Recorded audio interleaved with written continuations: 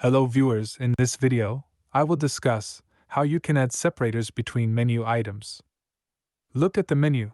I think something is missing in the menu design. Let's try to make it better than before. In the previous tutorials, I used pseudo-element in different ways, so in this video, we use it again, in a new way, to reach our solution. So let's move on to the code.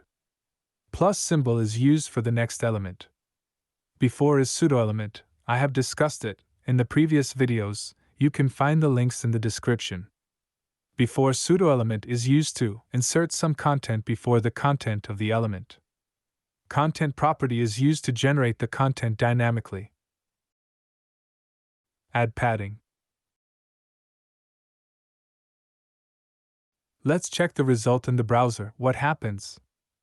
I think it's a little better now than before. Thank you for connecting with me till the end of the video. Goodbye.